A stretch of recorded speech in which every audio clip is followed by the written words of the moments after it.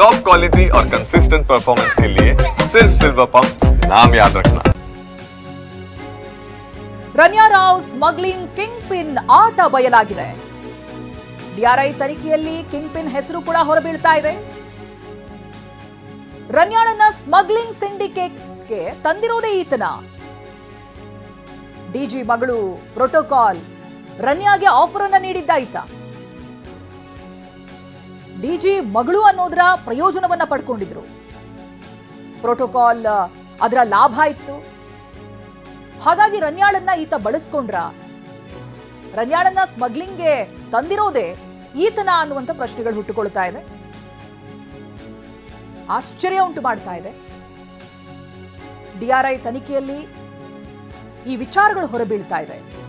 ಹಾಗೆ king pin ಹೆಸರು ಕೂಡ ಗೊತ್ತಾಗಿದೆ.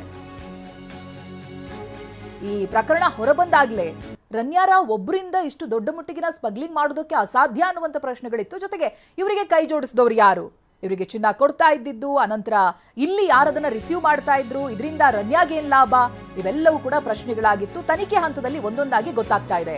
ರನ್ಯಾರಾವ್ ಗೋಲ್ಡ್ ಸ್ಮಗ್ಲಿಂಗ್ ನಲ್ಲಿ Tarun king pin.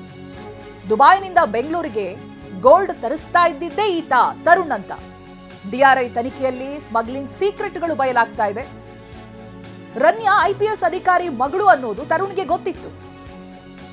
IPS ಮಗಳಾಗಿರೋದ್ರಿಂದ airport ನಲ್ಲಿ ಬರೋದು ಸುಲಭ, ದುಬೈನಿಂದ ತರಿಸ್ಕೊಂಡಂತ ಚಿನ್ನವನ್ನೆಲ್ಲ ಹೊರತರೋದಕ್ಕೆ ಸುಲಭವಾಗುತ್ತೆ ಈಕೆ ಮೂಲಕವಾಗಿ ಅಂತ ತರುಣ್ ಚೆನ್ನಾಗಿ ಅರ್ಥ ಮಾಡ್ಕೊಂಡಿದ್ದ.